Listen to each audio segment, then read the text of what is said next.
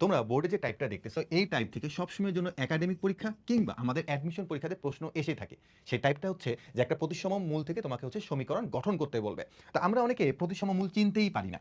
তো চলো আজকে আমরা হচ্ছে একটা প্রতিসম মূল কিভাবে চিনবো এবং আমরা এখান থেকে কিভাবে সমীকরণ গঠন করবো সেটা একটু আগে জেনে নিই। তো প্রথমে আমি তোমাকে হচ্ছে এখানে একটা দ্বিঘাত সমীকরণ দিলাম এবং এই দ্বিঘাত সমীকরণ দেওয়ার পরে বলে দিলাম যে এটা হচ্ছে দুইটা মূল আছে, একটা হচ্ছে আলফা, একটা হচ্ছে বিটা। তার মানে এর যদি দুইটা মূল আলফা আর বিটা থাকে তাহলে এটা কিন্তু অবশ্যই আলফা দ্বারা সিদ্ধ হবে এবং কি দ্বারা সিদ্ধ হবে, বিটা দ্বারা সিদ্ধ হবে। এখন প্রতিসম মূল আমি কিভাবে চিনবো? আমি তোমাকে বললাম যে এটার একটা প্রতিসম মূল হচ্ছে 1/আলফা আর 1/বিটা। এখন বলতে ভাই কেন এটা 1/আলফা আর 1/বিটা হবে? দেখো, কারণটা হচ্ছে যে তুমি যদি আলফার জায়গায় বিটাকে বসাও কিংবা এই বিটার জায়গায় যদি তুমি আলফাকে বসাও তাহলে তুমি দেখবে যে মূলদ্বয়ে কোনো পরিবর্তন হচ্ছে না। একটু বসিয়ে দেখো তো, তুমি পাবা হচ্ছে আলফার জায়গায় বিটাটা বসাও আর বিটার জায়গায় তুমি এই যে আলফাটা বসাও। দেখো তো ভাই এখানে যে দুটা মূল ছিল কমা আকারে, এখানে কি সেম দুটা মূল চলে আসছে না? উত্তরটা হ্যাঁ সেম চলে আসছে। তাহলে এটাকে আমরা বলবো হচ্ছে প্রতিসম মূল।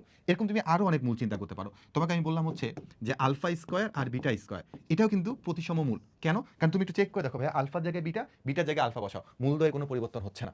তারপর যদি তোমাকে আমি এটা বলি যে আলফা মাইনাস হচ্ছে 2 আর একটা বললাম হচ্ছে বিটা মাইনাস 2, এটাও কিন্তু একটা প্রতিসম মূল, কারণ এতে মূলদ্বয়ে কোনো পরিবর্তন হবে না।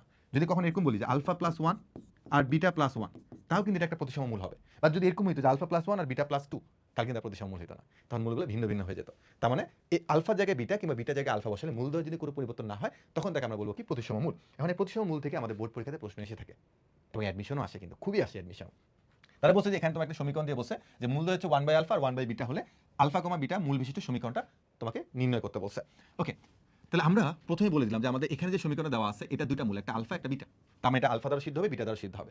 তো আমাদেরকে এখানে যে দুটা মূল দেওয়া আছে এই দুটা মূল থেকে আমরা যেকোনো একটা মূল নিয়ে অলওয়েজ কাজ করবো। মানে সবগুলো প্রতিসম সংক্রান্ত যত এমসিকিউ আছে সবগুলোকে আমরা একটা নিয়মে সলভ করা শিখবো, ঠিক আছে? তাহলে আমি যেকোনো একটা মূল নিয়ে কাজ করবো, আমি এটা নিয়ে জাস্ট কাজ করবো। তাহলে আমি প্রথমে বলবো যে আমি ধরে নেবো যে এক্স ইকাল টু 1/আলফা। এমসিকিউ এর জন্য এত ধরাধরি লিখতেছি না, জাস্ট বললাম যে x equal to alpha. Always এখান থেকে আমি আলফার মানটা বের করবো, অলওয়েজ। কেন আলফা মানটা বের করবো? কারণ আমি শুরুতে বলছি যে এই সমীকরণটা আলফা কমা বিটা দ্বারা সিদ্ধ। তার মানে এই সমীকরণ যদি আলফা দ্বারা সিদ্ধ হয় তাহলে এই সমীকরণে 1/x দ্বারা সিদ্ধ হবে। তাহলে এখন তোমার কাজ কি? তোমার কাজ হচ্ছে এইখান থেকে নিয়ে এসে জাস্ট এক্স এর জায়গায় 1/x বসায় দেওয়া। তাহলে 2 ইন্টু 1/x, তারপর একটা স্কোয়ার আছে 1/x square minus a into হচ্ছে 1/x মাইনাস হচ্ছে 3 ইকুয়াল টু হচ্ছে 0। এখন এরকম কোনো সমীকরণ তুমি এখানে পাবে না। তাহলে তোমায় কি করতে হবে? এক্স স্কোয়ার দিয়ে সবাইকে গুণ করে দিতে হবে। নিচে যদি এক্স স্কোয়ার আছে সবাইকে গুণ করে দেয় এক্স স্কোয়ার দিয়ে। তাহলে তুমি পাবা হচ্ছে 2 মাইনাস, এটাকে যদি তুমি এক্স স্কোয়ার দিয়ে গুণ করো তাহলে বাবা এ এক্স, এটাকে এক্স স্কোয়ার দিয়ে গুণ করলে হচ্ছে minus 3 x square equal to হচ্ছে 0। এখন তুমি যদি চাও তাহলে তুমি এটাকে আবার মাইনাস দিয়ে গুণ করে দিতে পারো, তাহলে পাবা হচ্ছে 3x square plus A x minus 2 equal to হচ্ছে 0। দেখো তো ভাই কার সাথে মিলতেছে? 3x square plus A x minus 2 equal to 0। তাহলে এটা আমাদের মিলে গেছে অ্যান্সার। চলো আমরা আরেকটা এমসিকিউ করার চেষ্টা করি।